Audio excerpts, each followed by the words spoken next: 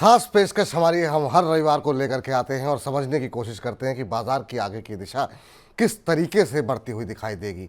पिछला हफ्ता भारी उतार चढ़ाव भरा रहा, हमने बड़ी गिरावट भी देखी। उसके बाद से शुक्रवार को एक रिकवरी भी आती हुई दिखाई दी। क्या बाजार के अंदर वो जो तेजी का दौर, एक बुल रन देखने को मिल रहा था, वो अब थम गया है? पीएसयू, पावर, रेलवे की रैली जो है वो बजट के बाद क्या अब थम जाएगी? क्या अब सेक्टर में रोटेशन का वक्त आ गया है? इन्हीं तमाम पहलुओं पे हम बातचीत करेंगे और आज के हमारे साथ जो जुड़े हुए हैं मेहमान, वो लंबे समय से बाजार की बारीकियों को परख रहे हैं, हम लोगों को बता रहे हैं, समझा रहे हैं। हमारे साथ सुदीप बंदोपाध्याय जी मौजूद हैं, बाजार के बहुत लंबे समय से बाजार को देखते सुनते आए हैं। सर, पहले तो बहुत बहुत स्वागत है आपका मनी 9 के इस मंच पर। और हमारे दर्शक हमेशा आपको देखना और सुनना चाहते हैं, बहुत सारी प्रेरणा लेते हैं। पहला प्रश्न यही सर, बहुत लंबे समय से इस तरह की बात हो रही थी कि बाजार की वैल्यूएशन काफ़ी महंगी हो गई है, बाजार में बजट के पहले कोई गिरावट आएगी, कुछ लोग कह रहे थे बजट के बाद गिरावट आएगी। लेकिन जो घटनाक्रम रहा और उसके बाद से बाजार में जिस तरीके की गिरावट आई है, क्या हम ये मान के चलें कि अब उस तरह की रैली का दौर खत्म हो गया है, बाजार में अब कंसोलिडेशन या फिर एक बड़ी गिरावट क्या अभी और भी बाकी है? आप कैसे देख रहे हैं और अभी की वैल्यूएशन को, बाजार को लेकर के आप हमारे दर्शक जो काफ़ी फंसे हुए हैं उनके लिए क्या सलाह देंगे? अ, धन्यवाद मुझे इनवाइट करने के लिए। और मुझे भी बहुत अच्छा लगता है दर्शकों से बात करने के लिए करते हुए और जी। उनको सवालों का जवाब देने के लिए। देखिए, पहली बात तो ये है, मैं ये नहीं मानता हूँ कि इंडियन मार्केट में जो गिरावट आया है वो ऐसा कोई खतरे वाली चीज है जो कि आने वाले दिनों में भी मार्केट का मूड और माहौल ऐसा नेगेटिव रहेगा।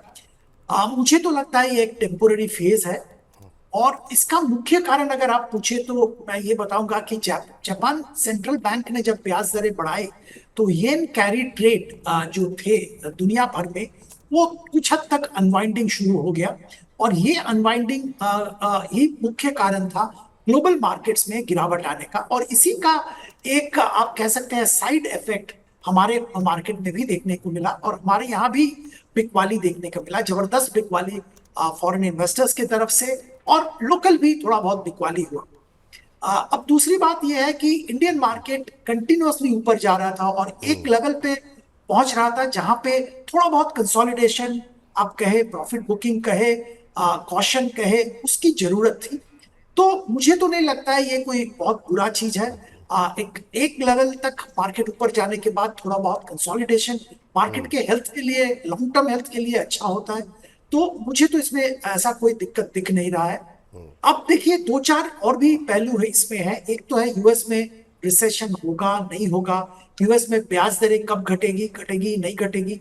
तो अब जो लग रहा है कि यूएस में सितंबर और दिसंबर में दो बार शायद ब्याज दरों में कटौती की जाएगी। और अगर ऐसा होता है तो मुझे नहीं लगता है कि बहुत बड़ा कोई रिसेशन का संभावना यूएस में है। थोड़ा बहुत नर्वसनेस जॉब्स डेटा को लेके है, पर जी। ऐसा कोई बहुत बड़ा शंका मुझे नहीं दिख रहा है। जी। लेकिन क्या सर दूसरी ये बात, जो, जी, मेरा सवाल एक छोटा सा, आप अपनी बात कंटिन्यू कीजिए। वो यही कि जो बात लोग कह रहे हैं कि बहुत महंगे हैं भारतीय बाजार, क्या आपको भी भारतीय बाजार बहुत महंगे लग रहे हैं?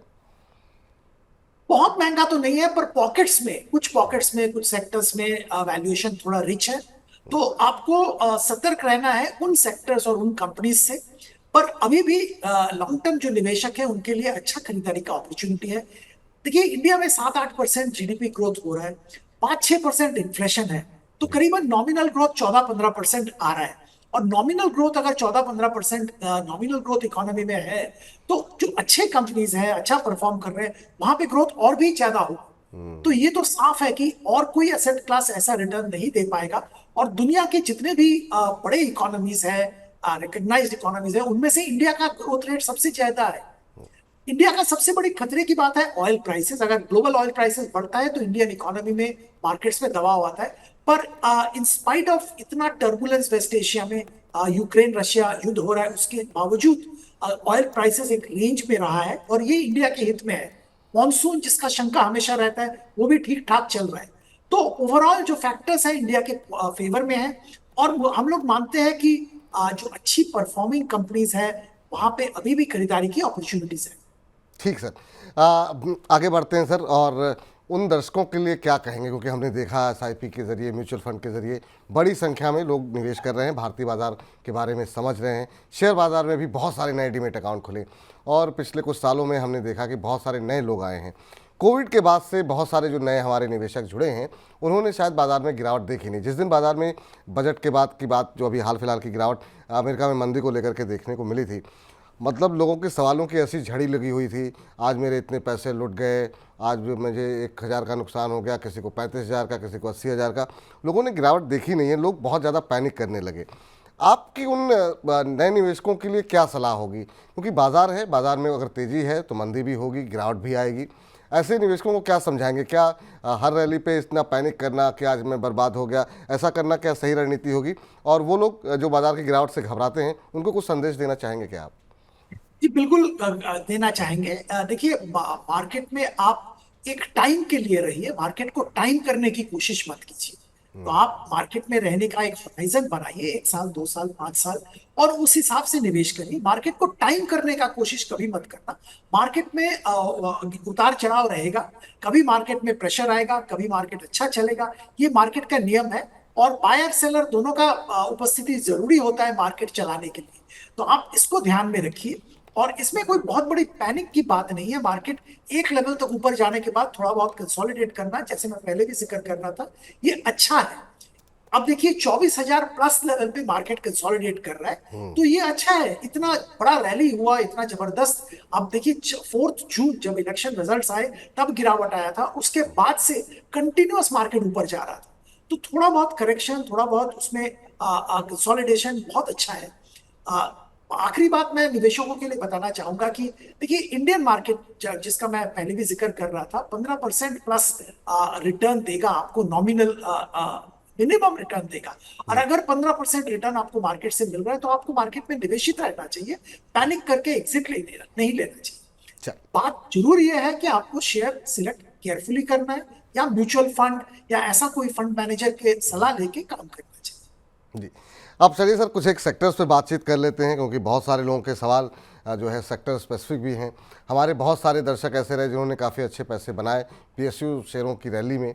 उसमें हमने देखा, पीएसयू हालांकि बहुत बड़ा शब्द है, अगर अलग अलग सेक्टर्स की बात करें तो खासतौर से डिफेंस में हमने देखा एक तरफा रैली देखने को मिली, और लोगों को उम्मीद थी बजट में शायद कुछ अनाउंसमेंट होगी। उसके बाद से हमने देखा कि ऐसा जब नहीं हुआ तो काफ़ी तेज़ी के साथ एक गिरावट देखने को मिली। बहुत लोगों को काफ़ी पहले अलर्ट भी किया गया था बहुत सारे एक्सपर्ट की तरफ से कि अब वक्त आ गया, काफ़ी ज़्यादा महंगे हो गए, थोड़ा सा प्रॉफिट में अपना प्रॉफिट बुक कर लीजिए, कैश पे आ जाइए। लेकिन लोगों ने उसके बावजूद भी उस पीक लेवल पे भी खरीदा। अब लोग काफ़ी नुकसान में हैं। डिफेंस का भविष्य आपको क्या दिखाई दे रहा है? जो लोग लंबी अवधि के निवेशक हैं, क्या एक बार के लिए उनको अपना नुकसान बुक करना चाहिए, या अभी आपको लगता है कि ठीक है ना, बजट में अनाउंसमेंट नहीं हुई लेकिन काम तो सारे चल ही रहे हैं? डिफेंस को लेकर के आपका व्यू भविष्य के लिए क्या है, या अभी आपको वैल्यूएशन महंगी लग रही है?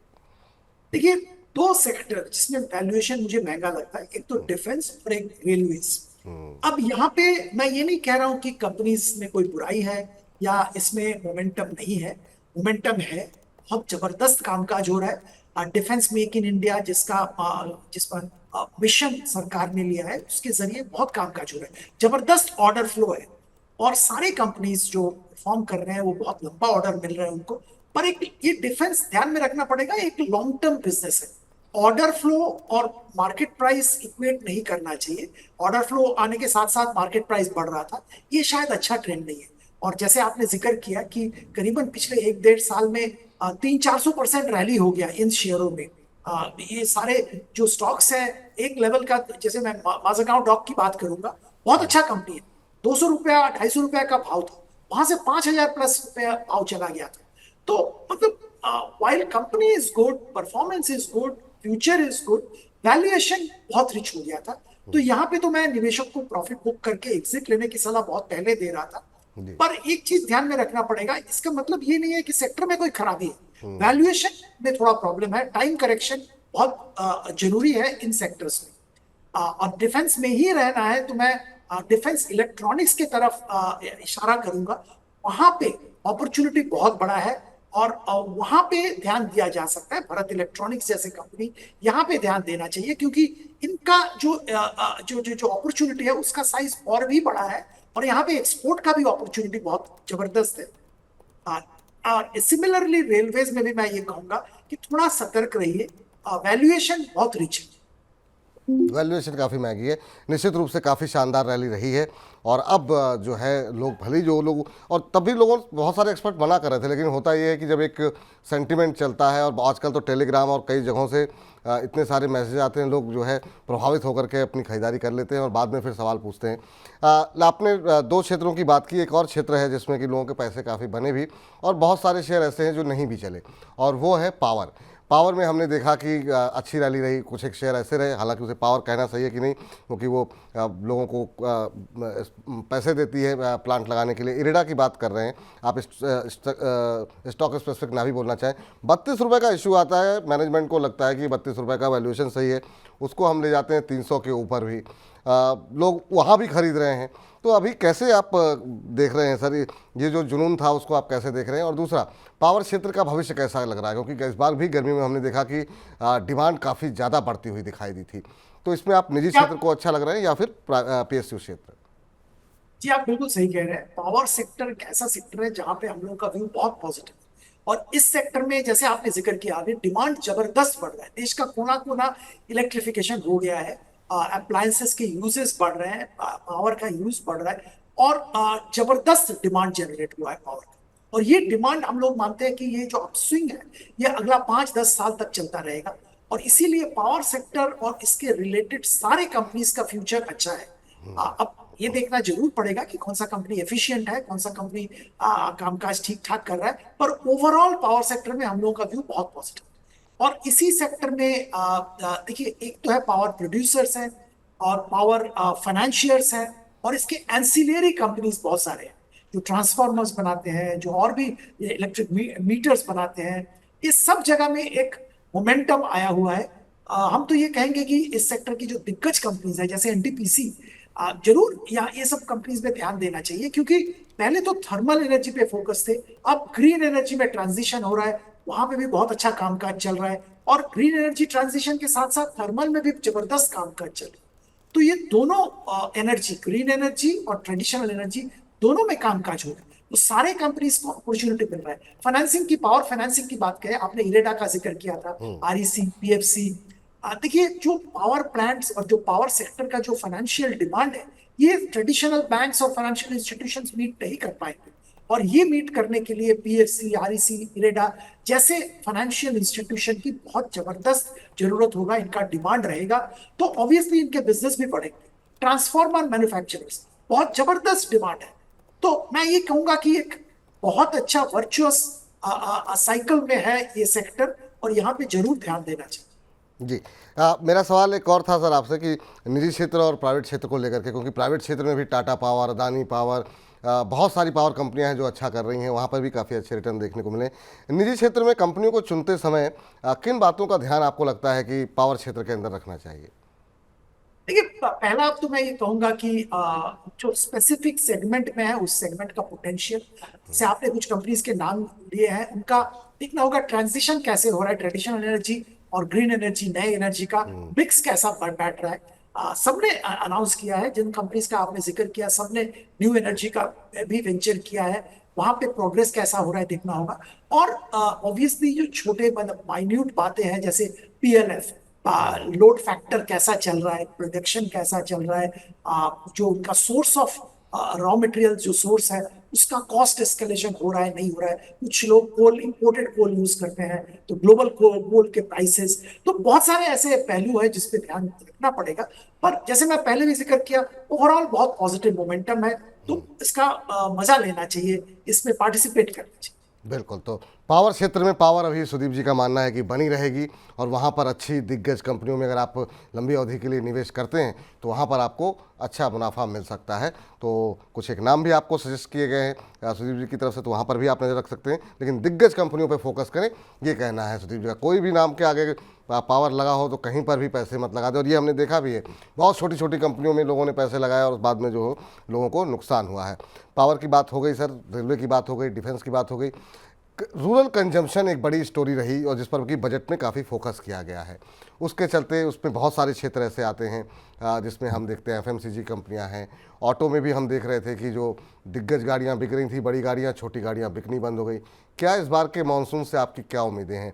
क्योंकि यहाँ पर भी काफ़ी अनइवन मानसून रहा, कई जगहों पे बहुत ज़्यादा बरसात हुई है, बाढ़ जैसी स्थिति है। अभी भी 21-22 ज़िले ऐसे हैं जहाँ पर कि जो उम्मीदें थीं, जो औसत है उससे कम बरसात हुई है। तो इस अनइवन मानसून से क्या उम्मीद है कि अगस्त के अंत तक सब कुछ सामान्य होता हुआ दिखाई दे रहा है? क्या आपको रूरल कंजम्पशन बढ़ता हुआ दिखाई दे रहा है और उसका असर किन सेक्टर्स पे खास तौर से आपको लगता है कि पॉजिटिव रहेगा? देखिए, रूरल कंजम्पशन और रूरल डिमांड इस पे बहुत चर्चा हुआ है। हम लोगों का व्यू स्पेसिफिक है कि जैसे आपने जिक्र किया, सरकार की तरफ से बहुत जबरदस्त फोकस इस पे है, क्योंकि देश का इकोनॉमी बहुत डिपेंडेंट है रूरल कंजम्पशन पिकअप होने पे। तो सरकार की तरफ से तो बहुत एफर्ट है। और दूसरी पहलू जो है इसमें मानसून का है।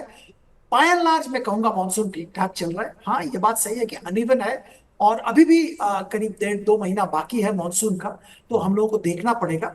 पर जो इनिशियल जो जो संकेत मिल रहे हैं वो अच्छे हैं, पॉजिटिव है कंजम्पशन डिमांड का। जैसे कुछ कंपनीज का मैं जिक्र करूंगा, जैसे डाबर के जो नतीजे आए हैं उससे ये साफ था कि रूरल कंजम्पशन पिकअप हो रहा है। कोलगेट पामोलिव, जिनका करीबन 40% बिजनेस रूरल इंडिया से आता है, वहां पे भी ये साफ था कि रूरल कंजम्पशन बढ़ रहा है।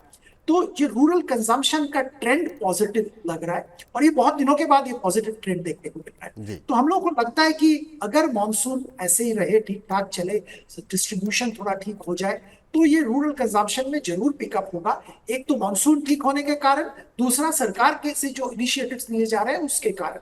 तो ये दोनों जो कल्मिनेशन ऑफ दोनों फैक्टर, इसके जरिए बेनिफिट होगा। एफएमसीजी सेक्टर को जरूर होगा, कुछ कंपनीज के नाम मैंने ऑलरेडी किए हैं, जरूर बेनिफिट होगा। दूसरा, कंज्यूमर ड्यूरेबल, यहाँ पे भी डिमांड रूरल इंडिया से जबरदस्त आता है, तो वहां पे भी बेनिफिट होगा। तीसरा, ऑटोमोबाइल्स, पर्टिकुलरली टू व्हीलर्स और छोटे कार, जहां पे भी थोड़ा दिक्कतें अभी देखने को मिल रहा है। तो हम लोगों को लगता है कि एक तो रूरल कंजम्पशन मानसून के कारण पिकअप होगा, दूसरा फेस्टिव सीजन आ रहा है, और इंडिया में फेस्टिव सीजन करीब आप बताएं तो सितंबर से शुरू हो जाता है और वो बिल्कुल। चलता है दिसंबर जनवरी तक। तो ये फेस्टिव सीजन का भी जो जो जो बेनिफिट है वो कंजम्पशन डिमांड को मिलेगा। तो कंजम्पशन रिलेटेड जो स्टॉक्स हैं, FMCG, consumer durable, two wheelers, small cars, यहाँ पे ध्यान देना चाहिए। चलिए, इन जगहों पे जो है इसका फ़ायदा मिलता हुआ दिखाई देगा। कुछ कंपनियों के नाम भी लिए गए हैं, उनको आप लोग नोट कर सकते हैं। एफएमसीजी, कंज्यूमर ड्यूरेबल, ऑटो, यहाँ पर अगर रूरल डिमांड बढ़ती है तो उसका फ़ायदा यहाँ पर होता हुआ साफ साफ दिखाई देगा। आईटी में थोड़ा जिक्र कर लेते हैं सर। अभी भी अमेरिका को लेकर के कुछ लोग कह रहे हैं मंदी आएगी, नहीं आएगी, उसको लेकर काफ़ी सारी बातचीत चल रही है। ब्याज दरों को लेकर बातचीत का जिक्र आपने किया ही अभी, उस पर भी हम आगे आएंगे। लेकिन आपका क्या मानना है सर, आईटी क्षेत्र से कब तक उम्मीदें करें कि अब रिकवरी आने की उम्मीद? क्योंकि एक रिकवरी आई और उसके बाद से लोगों को उत्साह लगा कि अब टाइम आ गया है, फिर हमने देखा कि वहाँ पे सुस्ती आ गई। आईटी को लेकर के भविष्य आपका क्या दिखाई दे रहा है? और अभी दिग्गजों की तरफ जाएं या आपको लार्ज कैप ज़्यादा पसंद लगते हैं?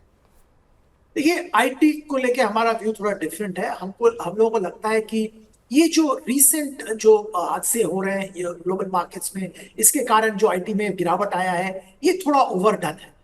पहली बात तो ये है कि यूएस में रिसेशन जैसा स्थिति नहीं है। थोड़ा बहुत लेबर का एक जो डेटा पॉइंट आया, वहां के लेबर एम्प्लॉयमेंट के डेटा कम आया, इसका मतलब कंक्लूड करना कि यूएस में रिसेशन आ रहा है, ये थोड़ा एग्रेसिव स्टांस है और शायद ये सही नहीं है। और हम मानते हैं कि यूएस में सॉफ्ट लैंडिंग जैसा ही माहौल रहेगा और रिसेशन की कोई संभावना नहीं है।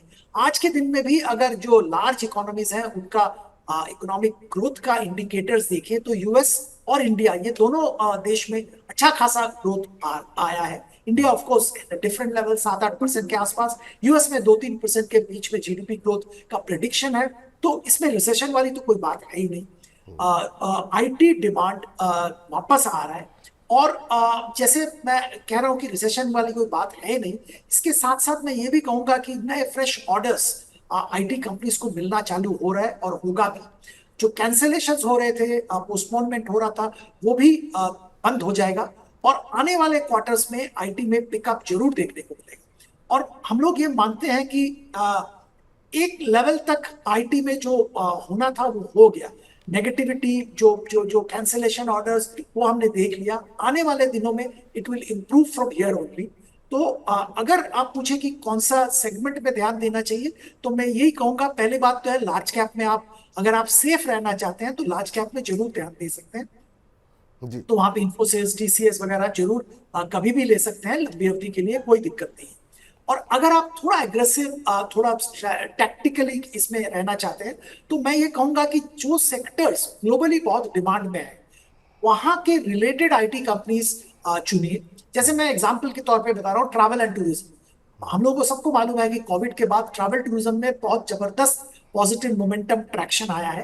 तो बिल्कुल। ट्रैवल टूरिज्म के जो सॉफ्टवेयर सर्विस प्रोवाइडर्स हैं, उन पे ध्यान दीजिए। जैसे इंडिया में रेट गेन टेक्नोलॉजीज बोल के एक कंपनी है, कोफोर्ज है, और भी बहुत सारे कंपनीज हैं जो कि इस ट्रैवल टूरिज्म सेक्टर को स्पेसिफिकली केटर करते हैं। तो वहां पे ध्यान देना चाहिए। दूसरा, ऑटोमोबाइल में एक एक बहुत रेवोल्यूशनरी टेक्नोलॉजिकल एडवांसमेंट हुआ है। और ऑटोमोबाइल टेक्नोलॉजी रिलेटेड काम जो कंपनीज करते हैं, परसिस्टेंट सिस्टम्स करता है, ऐसे बहुत बड़े टाटा टेक्नोलॉजीज करता है, बिल्कुल। ऐसे भी बहुत सारे और कंपनीज हैं जो कि ऑटोमेशन जो चल रहा है ऑटोमोबाइल सेक्टर में, उस पर काम करते हैं। वहां पे ध्यान देना चाहिए। ठीक सर। सर एक पूरी दुनिया में ही हम देख रहे हैं कि युद्ध जैसे हालात हैं, काफ़ी विकट स्थिति। बगल में हमारे जो है बांग्लादेश के अंदर एक जो है जिस तरह की घटनाक्रम घटा है, और उसके बाद से क्या स्थिति आपको दिखाई दे रही है, क्या चीज़ें, और बाज़ारों के लिहाज से, व्यापार के लिहाज से किस तरीके से उसे आप देख रहे हैं? और दूसरा, बहुत इस क्राइसिस में हमेशा अपॉर्चुनिटीज़ रहती हैं, तो उसमें क्या भारतीय टेक्सटाइल कंपनी यहाँ से रिकवर कर सकती है क्या? पिछले कुछ दिनों में हमने कई सारे शेयरों में एक अच्छा मोमेंटम बनता हुए भी देखा। टेक्सटाइल का भविष्य क्या दिखाई दे रहा है, और क्या इसका फ़ायदा टेक्सटाइल कंपनियां उठा पाएंगी? देखिए, टेक्सटाइल का भविष्य तो बहुत पॉजिटिव है। बांग्लादेश को एक मिनट के लिए छोड़ भी दे, एफटीए डिफरेंट जियोग्राफी के साथ, यूके के साथ एफटीए नेगोशिएशन चल रहा है, और भी कुछ जगह पे एफटीए नेगोशिएशन चल रहा है, उसका बेनिफिट टेक्सटाइल सेक्टर को मिलेगा। और बांग्लादेश में जो हादसा हुआ है, बांग्लादेश में जो डिस्टेबिलाईजेशन हुआ है, इसके चलते इमीडिएट तो बहुत ज्यादा बड़ा बेनिफिट मुझे नहीं लगता है मिलेगा, पर लॉन्ग टर्म बहुत पॉजिटिव है, मैं ये कहूंगा। इसका कारण ये है कि सप्लाई चेन डाइवर्सिफिकेशन एक मंत्रा बन गया है फॉर ग्लोबल परचेजर्स। और इसमें बांग्लादेश का इंस्टेबिलिटी ये प्रोसेस को एक्सपीडाइट करेगा, मैं ये मानता हूं। और इसके चलते आने वाले दिनों में, ये इमीडिएट नहीं होगा, पर आने वाले दिनों में बांग्लादेश से कुछ ऑर्डर्स, कुछ बांग्लादेश का जो बिजनेस है उसका एक हिस्सा जरूर इंडिया जैसे कंट्री में आएगा।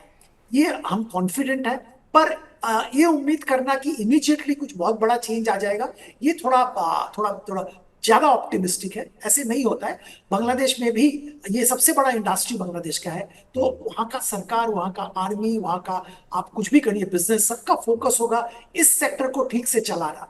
तो ये मानना गलत होगा कि वहां से ऑर्डर इमीडिएटली इंडिया पे आ जाएगा, ये नहीं होगा। पर लॉन्ग टर्म के लिहाज पे जरूर इसका नेगेटिव असर बांग्लादेश पे और पॉजिटिव असर इंडिया, वियतनाम जैसे कंट्री पे आएगा। जी।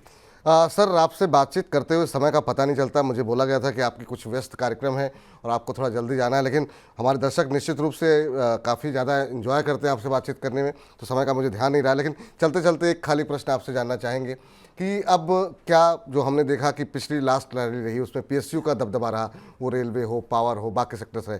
अब की जो रैली अगर आएगी भविष्य में, तो उसमें आपको लगता है सेक्टर रोटेशन होना चाहिए, और वो कौन से सेक्टर होंगे जो आपको लगता है कि अब इस सेक्टर रोटेशन में लीड करते हुए दिखाई देंगे? और इस पूरी चर्चा में आज की सबसे महत्वपूर्ण सेक्टर बैंक पे हम लोगों ने बातचीत नहीं की। बैंक को लेकर के सर क्या वजह है कि एकदम से सुस्ती आ गई? बैंकों का भविष्य क्या दिखाई देता है?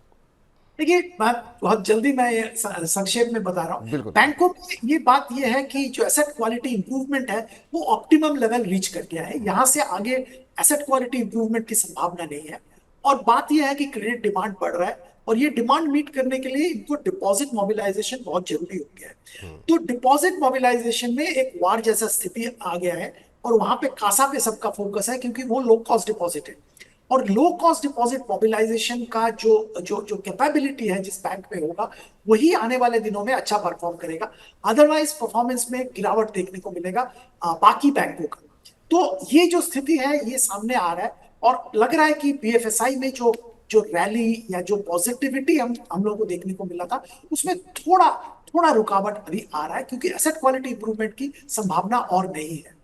अब बाकी जो सेक्टर रैली, सेक्टर रोटेशन, इसकी बात करें तो हम लोगों को लगता है कि एफएमसीजी जो कि बहुत दिन दबाव में था, वहां पे जैसे आपने बात किया रूरल कंजम्पशन इंप्रूव होने के साथ साथ पॉजिटिव मोमेंटम आएगा। कंस्ट्रक्शन इंफ्रास्ट्रक्चर में तो बहुत अच्छा टेलविंड है ही, और वो बरकरार रहेगा, तो वहां पे भी पॉजिटिव मोमेंटम रहेगा।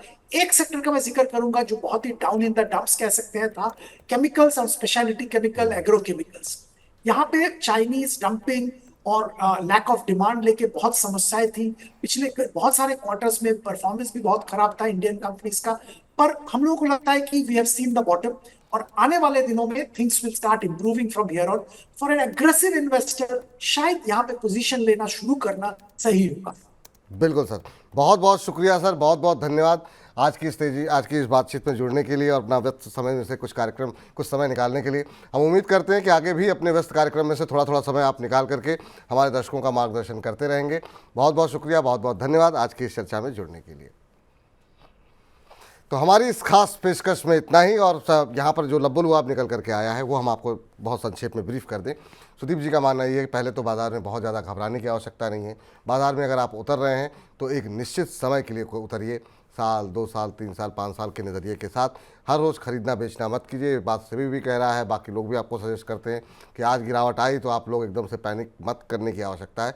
बाज़ार की ग्रोथ स्टोरी पर भरोसा रखिए, लंबी अवधि के लिए बने रहिए। जो सेक्टर्स उन्हें लग रहे हैं कि अब आने वाले समय में चलेंगे, उसमें एफएमसीजी है, कंस्ट्रक्शन है, केमिकल, ये अगली रैली को लीड करते हुए दिखाई देंगे। पावर में उनको काफ़ी अच्छा भविष्य दिखाई दे रहा है, उसमें एनटीपीसी, पीएफसी, आरईसी जैसी कंपनियां अच्छी लगती हैं। आईटी शेयरों में भी आगे वाले समय में अच्छी रिकवरी आने को देखने को मिल सकती है। रूरल डिमांड बढ़ती है तो कंज्यूमर ड्यूरेबल ऑटो में अच्छी तेजी देखने को मिल सकती है। आईटी में उनको rate gain, Coforge, Tata technology जैसे शेयर पसंद आ रहे हैं। बीएल जैसे शेयर जो है उन्हें अभी भी अच्छे लगते हैं। तो ये वो तमाम बातें हैं जो लब्बो लुआब हैं आज की इस चर्चा का। पावर क्षेत्रों में भी, डिफेंस में, रक्षा में, रूरल कंजम्पशन से जुड़ी हुई जो स्टोरीज़ हैं वहाँ पर अब आप निवेश करके लंबी अवधि में आपको अच्छे रिटर्न मिलते हुए दिखाई देंगे। हमारी इस खास पेशकश में इतना ही। लगातार मनी 9 के साथ बनी रहिए। अभी भी कोई सवाल है किसी शेयर पर तो दोपहर 1 बजे जुड़ जाया कर जी। सोमवार से शुक्रवार हम लेकर के आते हैं हमारा खास कार्यक्रम हेलो मनी 9 मेरा सवाल है में। तो मुझे इजाज़त दीजिए, मनी 9 के साथ बने रहिए। नमस्कार।